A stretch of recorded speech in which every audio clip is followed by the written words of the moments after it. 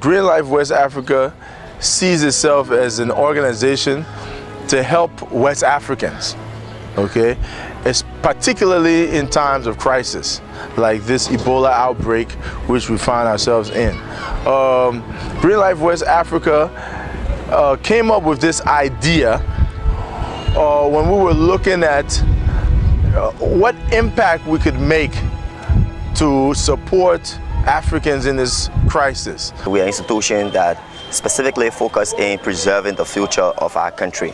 And to preserve the future of our country in times like these, it's much more important to look forward to people who have been affected and how they've been affected and how we can be able to support them in these. We are not a medical organization, so obviously we're not going to be involved in picking up dead bodies and other things. So we realized that we have to look towards the future. Okay, who lies at the very future of this situation? Children whose parents have died and left them behind.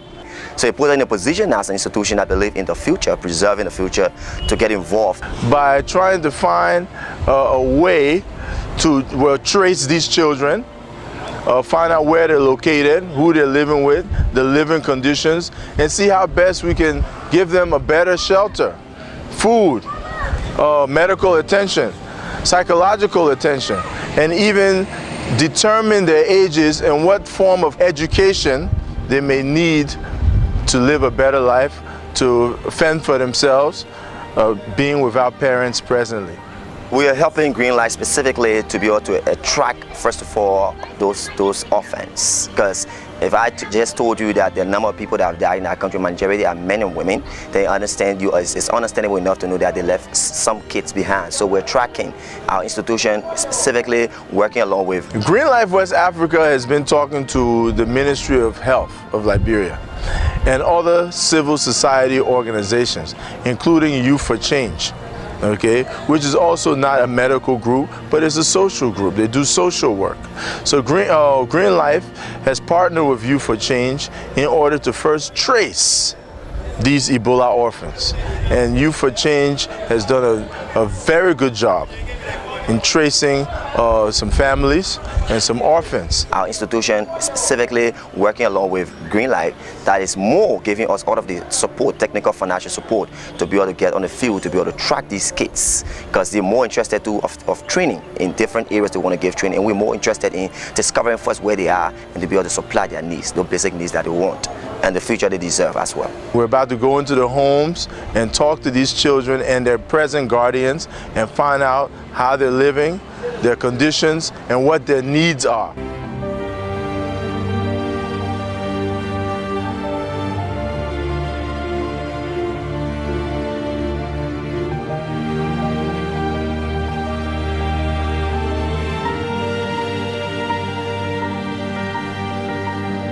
A lot of people are dying from this Ebola virus disease, and we think the children now are the ones that are left to suffer. Some of them, their parents died, they don't have any family, some of them are left with their mothers, and we're particularly interested in finding them, tracing them, knowing them, talking to their parents, their mothers and their fathers, so that we can know what exactly is happening to them. How are they feeling about it? Are they happy about it?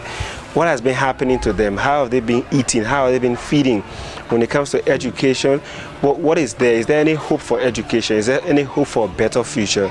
That's why we've come to talk to you today. When the outbreak started, they were full of volunteers to serve. And been working for the past months, and they didn't got infected. So after you got infected, what happened? Got infected later and died. Now, you as a wife, when he got infected, how did you know he was infected? But before the incident occurred, he came home complaining how people really die in the ETU. People are not really covering. Even before then, people were trying, but now the condition again was getting worse. They started complaining. How they're doing their best, but still people are still dying. And within that time, they feel ill. They started complaining how the temperature temperature could come down. Today is 37, tomorrow 38. And decide to go and go to a test. So if I go to my test, if I don't come back, if the result is positive, then I may not come back. He left that day. He left on the 7th of October. He never came back. He died on the 18th of October. My father was a doctor. He was working in the Ebola center. When he got sick from Ebola, he went to the hospital and died there. He was sent out to school. Please help us because our father died from Ebola. They want you to come to you, so help me. But I leave us alone. But they go with the mayor. They go, the children, since she pregnant, so we got nothing to say. They go. So you're asking for somebody to help. Call first and somebody will help my children because look at it, she herself pregnant now. And look at the children that are on her now. how many children? There are 4 children they get. I think that pregnancy when you get there, maybe it will be 5. We're in the house of this medical doctor who died from Ebola, and now we've been talking to his children, and we've been also talking to his wife, and this is the father of the wife, and this is also the mother of the wife. We've been talking to them, and I think you can see the mother is very difficult for her to speak out because what has been left behind, as you heard the children say, their mother is doing a very small business and they don't know where they're going to find money from, where they're going to find funds from to help send these children back to school after the Ebola situation or crisis is over. We're now at the Jacobtown community where our partner Youth for Change is taking Green Life West Africa into this community. We're specifically going to 3 homes where children are there. Some of them are orphans and their parents died from Ebola, and we'll be speaking to them, and we'll also be speaking to those who are taking care of them.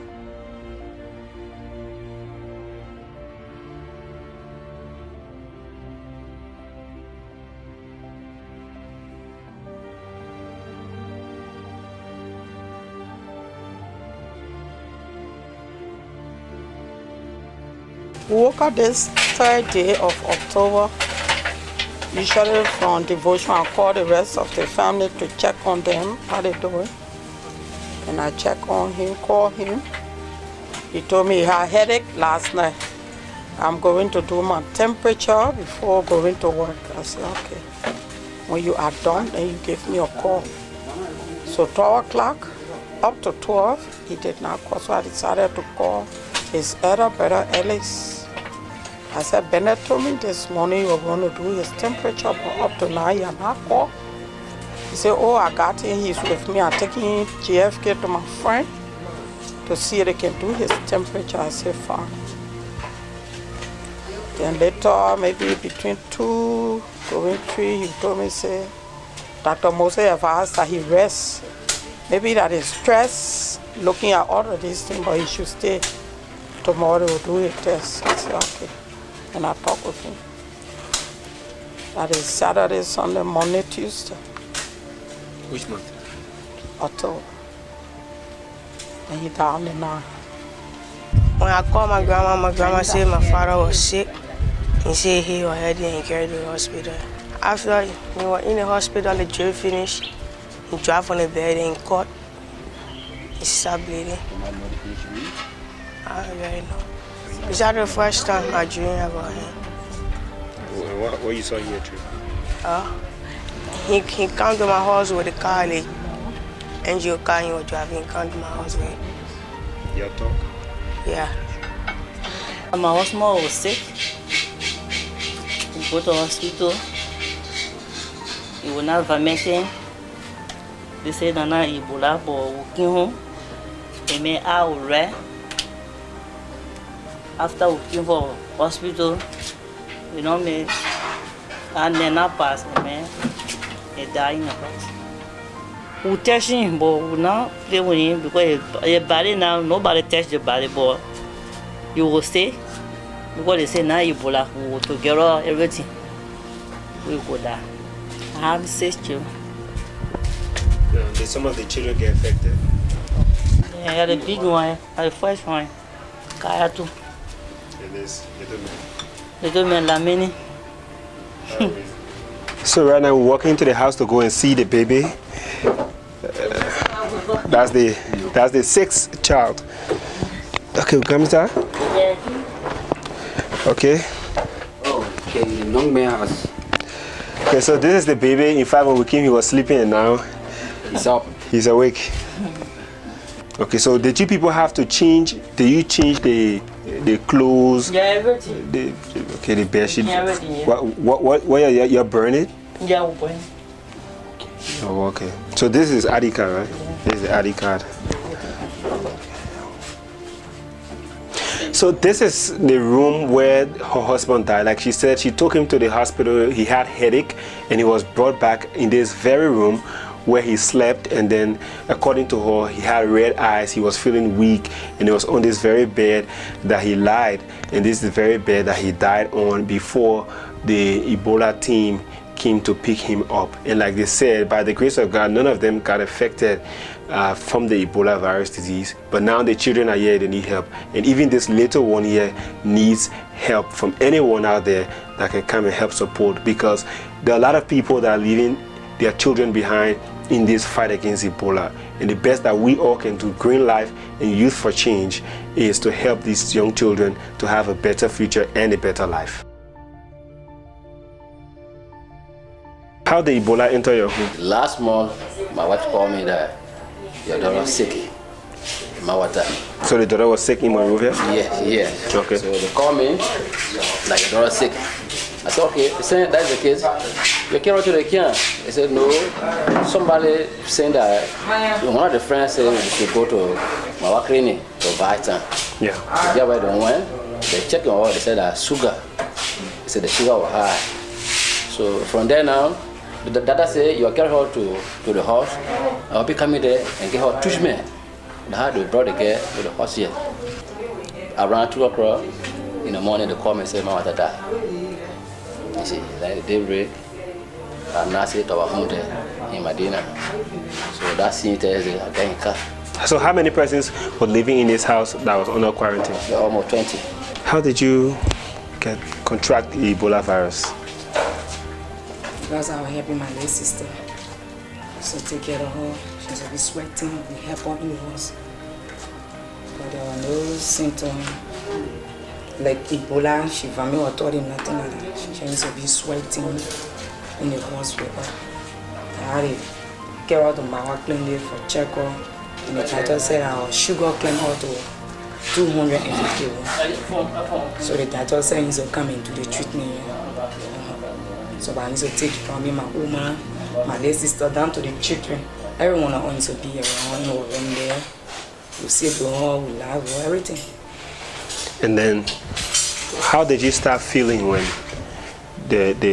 how sick? What were the signs and symptoms you started feeling yourself when you started contracting the virus? After that, my late sister was not too well.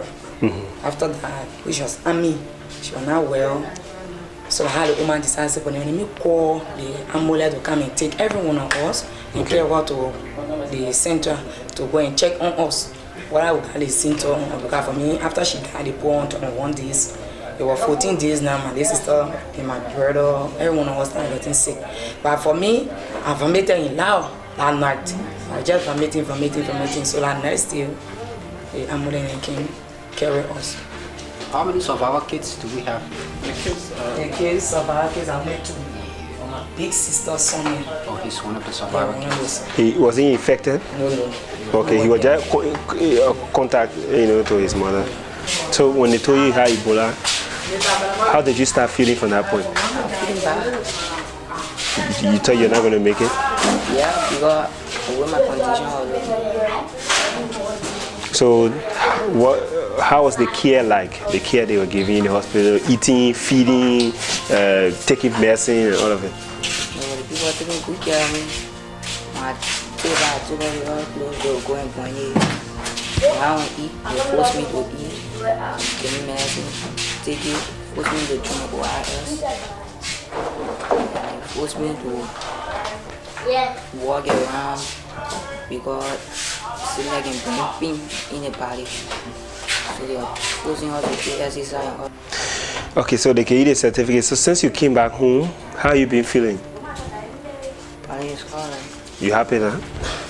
Still feeling bad because I lost some of my family members. This is a home where 20 persons live, and out of the 20 persons, 7 persons have died from the Ebola virus disease.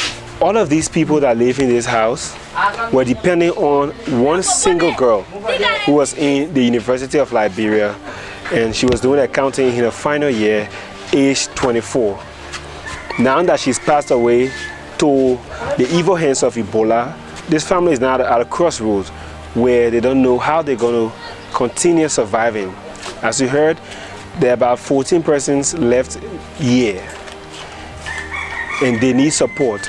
The kids are here, the parents are here, the family are here. Even the old man you see sitting there, he cannot even talk. He cannot talk, he cannot walk, and all he's just been given food and treated by the family here. This situation speaks for itself. These people here need help. These people here need your support. The children and family that are here, they need to have a life. They need to have a better education. They need to feel a sense of belonging. They need a family to live with.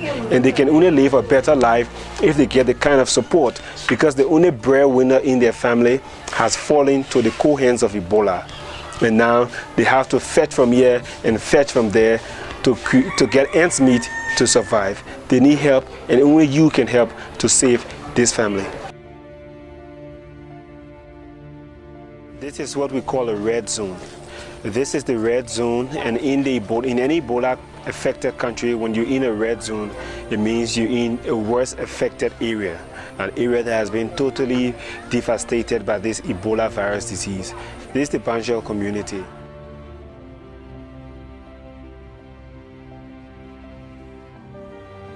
Some pregnant women, and they are all children of the Jack Kema family. They went to the ETU, and then, for God, they didn't come back. Only the survivor is the Abraham. So we understand that this house has a link, as some of them came from Sierra Leone. Okay. And came here. They are integrated. Okay. They are integrated from Sierra Leone. They came here. And they have settled, because when we integrated, that means we are dual national. Yeah. That means Sierra Leonean and Liberian. So they was integrated and they came here. Now this is the home where the Ebola virus disease started from in this community. As we understood, about 50 persons from this home, about 50 persons are living in this house. And about 13 persons or more died from the Ebola virus disease. We understand that some of their relatives came from Sierra Leone and settled here. And a lot of extended family have also settled in this place.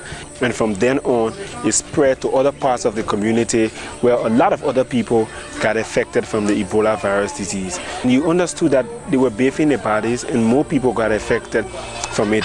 They were still in a denial stage at that very point in time. And so they did not believe that the Ebola virus disease was real. And they still carried on saying it was malaria, saying it was other diseases or other illnesses that killed these people, until they begin to realize that the people were dying in their numbers. And now they're calling for support. They need help. They need assistance. We heard that the virus started in this house. How many persons were living here when the virus started in this house? Yeah, about 35 or 36. 35, 36? Yeah.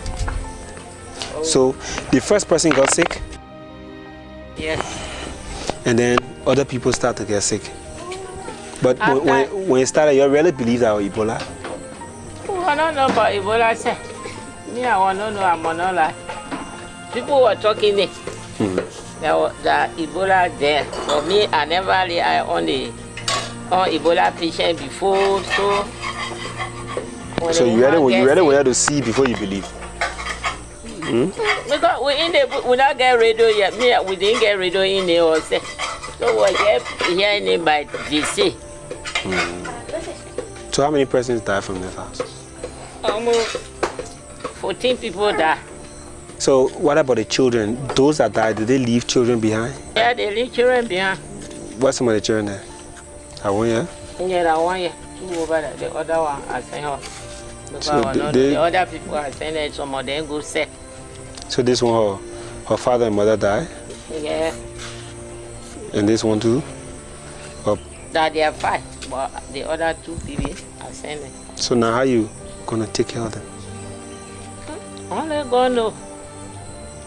Now, somebody who won't help you, what you will tell them? So that they can be encouraged to help you and help sponsor these kids in school.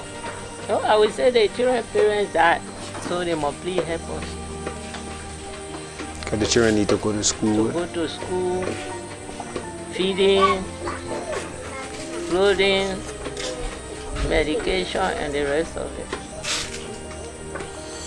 We understand that people were bathing bodies. Yeah. They used to bathe the body when the person died. At the time, you never knew. Because before body died, we pay for. But that the people who died, some of them they not bathe them. Your parents died? Your pa and your ma? Yeah. So what you want? Somebody who won't help you, what you will tell them? I want scholarship. I want to go to school. You want to go to school? Yeah. And I need clothes. I need help. So how do you feel now? Do you feel so lonely? What do you think in your mind sometimes when you sit down by yourself? What is it that you can be thinking? I'm thinking I want people. You really miss them. What are some of the things you used to do together? She used to play with me. And also I used to play with me. And they were like me. And I said I was like me. So they cried and missing. How old are you? 11. What grade are you in? 4th grade. So you need somebody to come help you, right? When it started, we all were denied. We said it was a lie. We never believed it. You understand? We said Ebola was lying. They were lying. The people that got sick, or the woman that got sick and died, we said people were lying on our mother because she was a mother for us in the community. Everybody said they were lying on the woman. Myself, I said it. We all said it. After the woman died, family members decided to pay for and bury her. We did everything for her. After so when you pay for, what you do with the water? we wasted it. Why would they pay for? They wasted the water because normally they don't bathe there in top. Okay. They mostly put the body on matinee, I think on plank, and bathe the body. Now that your parents are gone, who are you staying with? I'm staying with my auntie. In the same community? Yes. So she taking care of your feeding, your clothes, and everything? Yes, but I have food. That's your food? And my school. And your school business? You won't go back to school? Yes. But when your mom and pa die, how you go back to school? I want your father to help me. Yeah.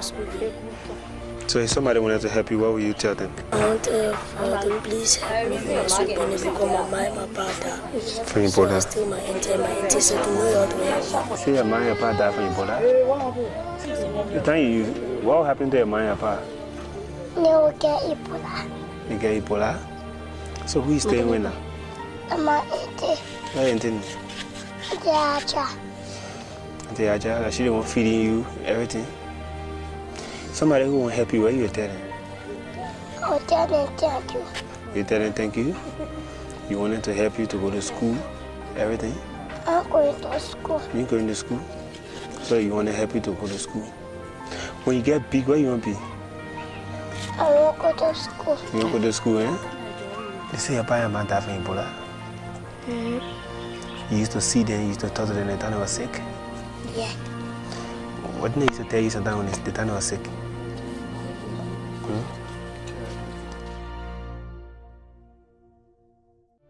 If I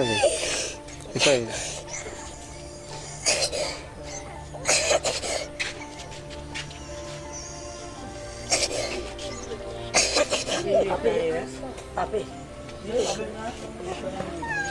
up, stand up, stand up, stand up, stand up, stand up.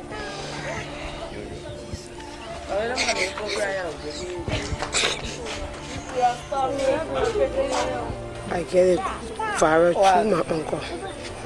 What happened to your uncle? My uncle was sick. I used to move him to my house every morning to go speak to him. So one morning when I met him, he was sweating. So I get on the bed with him.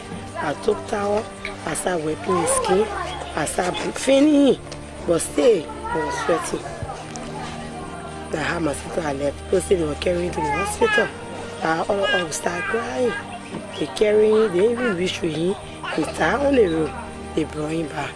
I had people came around because they say the burial team were coming. The burial team were coming. So before they can come, they carry the body to Bonnie. I had the bathe him, they dress him, they carry him to bury him. After they finish burying him, 2 weeks time, my sister started getting sick. I'm standing in the midst of orphans. All of them, their parents have died from Ebola, both mother and father. They now stay with community residents who have other responsibilities, and now they've become extra responsibilities for those residents in communities. Some of the people they are staying with, they're not necessarily their immediate relatives, but because these are family members and these are community dwellers who have taken the initiative and decided to help them and support them and keep them and help them to groom them as children into older folks. All of them you see gathered around me, they need your support. All of them are orphans, and all of them are seeking funding. They need the help that they can get from anywhere. Anyone out there that's listening can help them. This Ebola crisis has given them a serious setback. Each and every one of them here could be a future leader for tomorrow. The girls, the boys, and every one of them. And that's why we're calling on you to lend a helping hand. We're calling on you. You don't have to support them all. You can support just a child. You can take just a child from there and sponsor that child to become somebody tomorrow. And let it be down in history. Let it go to the annals of history that you were there to help them. It was because of you that a child had a better life. It was because of you that a child wore a good sneakers, wore a good shirt, wore a good trousers. That is because of you these children can have a better tomorrow. That is because of you that these children will not go hungry. And it's because of you that these children can have a better home, can have a better place to lay their head. They can have food to eat, water to drink, clothes to wear, and have a better future.